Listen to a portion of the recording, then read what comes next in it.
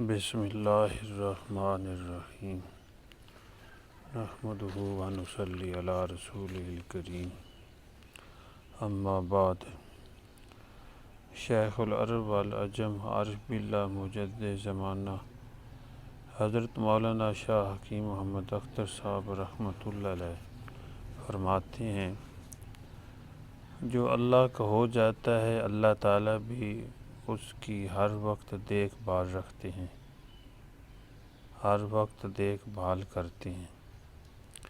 سلطان ابراہیم بن ادھم رحمۃ اللہ علیہ نے دیکھا کہ ایک شرابی راستے میں پڑا ہوا ہے۔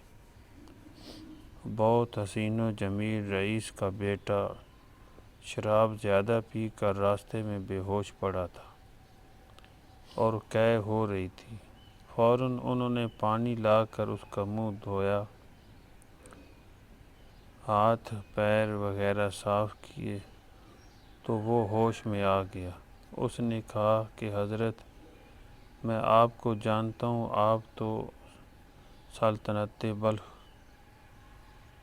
خدا پر فدا کرنے والے اتنے بڑے ولی اللہ، مجھ جیسے شرابی پر آپ نے یہ عنایت کیوں کی؟ ہم تو سمجھتے تھے کہ اللہ والے گنہگاروں سے نفرت اور بغض رکھتے ہیں۔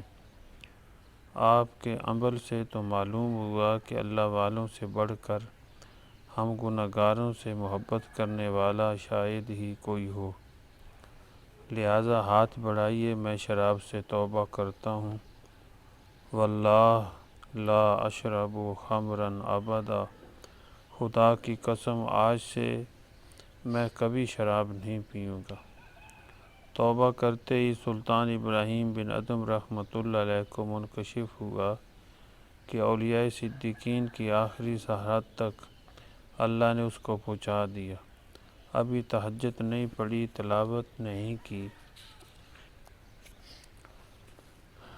اشراق نہیں پڑھے، اوابین نہیں پڑھی، صرف ابراہیم بن ادھم رحمۃ اللہ علیہ کے ہاتھ پر توبہ کی۔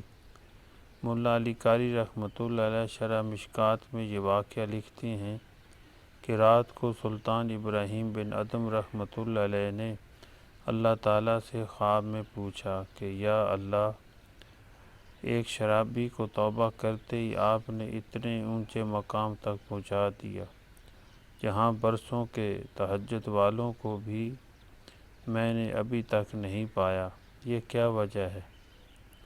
اللہ تعالیٰ نے خواب ہی میں فرمایا کہ اے ابراہیم، اے سلطان ابراہیم بن ادھم، تو نے میری محبت میں سلطنت بلخ فدا کی اور میری محبت میں اور میری نسبت سے شرابی کا منہ دھویا اور قے صاف کی۔ انت غسلت وجہہ لأجلی فغسلت قلبہ لأجلک، تو نے میری محبت میں میرے گنہگار بندے کا منہ دھویا، میں نے تیری خاطر سے اس کا دل دھو دیا، اور جس کا دل خدا دھو دے اس کے امراض و رذائل اور اخلاق رذیلہ کا صرف امالہ نہیں ہوتا، ازالہ ہو جاتا ہے۔ یہ کرامت اللہ تعالیٰ نے ابراہیم بن ادھم رحمۃ اللہ علیہ کو دی کہ وہ نوجوان سب سے آگے بڑھ گیا۔ اس پر علماء نے فرمایا کہ اللہ والوں نے جتنے مجاہدات کیے ہیں ان کی خاطر سے اللہ تعالیٰ بندوں کو مختصر راستے سے سلوک طے کرا دیتے ہیں، لہٰذا ان کی ایک منٹ کی صحبت کو 100 برس کی عبادت سے افضل فرمایا گیا ہے۔ یک زمانہ صحبت با اولیاء بہتر از 100 سالہ طاعت بے ریا۔ لیکن مفتی شفیع صاحب رحمۃ اللہ علیہ نے حضرت حکیم الامت رحمۃ اللہ علیہ سے پوچھا کہ 100 برس کی اخلاص کی عبادت سے اہل اللہ کی تھوڑی دیر کی صحبت کیوں افضل ہے؟ وجہ سمجھ میں نہیں آئی۔ حضرت ہنسے اور فرمایا کہ معلوم ہوتا ہے کہ آپ کو یہ مبالغہ معلوم ہوتا ہے۔ فرمایا کہ شاعر نے کم بیان کیا ہے، حقیقت یہ ہے کہ بہتر از 1,00,000 سالہ طاعت بے ریا۔ کسی اللہ والے کی تھوڑی دیر کی صحبت 1,00,000 سال کی عبادت سے افضل ہے، کیونکہ اللہ والوں سے اخلاص ملتا ہے۔ اعمال کا وجود تو ہو جاتا ہے، لیکن قبول آل اللہ کی صحبتوں سے ملتا ہے۔ میرے شیخ حضرت مولانا شاہ ابرار الحق صاحب رحمۃ اللہ علیہ نے تبلیغی جماعت کے ایک بڑے اجتماع سے خطاب کرتے ہوئے فرمایا تھا کہ مدارس اور تبلیغی جماعتوں سے اعمال کا وجود ملتا ہے، اہل اللہ کی صحبتوں سے بواسطہ اخلاص اعمال کا قبول ملتا ہے۔ تو تھوڑی دیر کی صحبت اہل اللہ سے قلب کا سارا درد منتقل ہو جاتا ہے۔ دل سے دل میں خفیہ راستے ہیں۔ مولانا رومی رحمۃ اللہ علیہ فرماتے ہیں کہ دل سے دل تک خفیہ راستے ہیں۔ جسم تو الگ الگ ہوتا ہے، شیخ کا الگ اور طالب کا الگ، لیکن ان کے دل آپس میں ملے ہوئے ہیں۔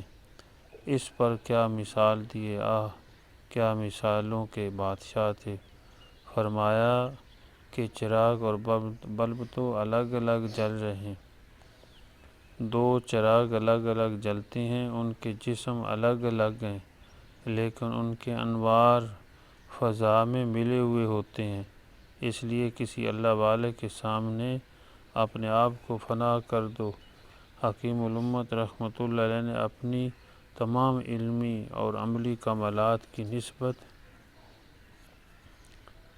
اپنے شیخ امداد اللہ مہاجر مکی رحمۃ اللہ کی طرف کی۔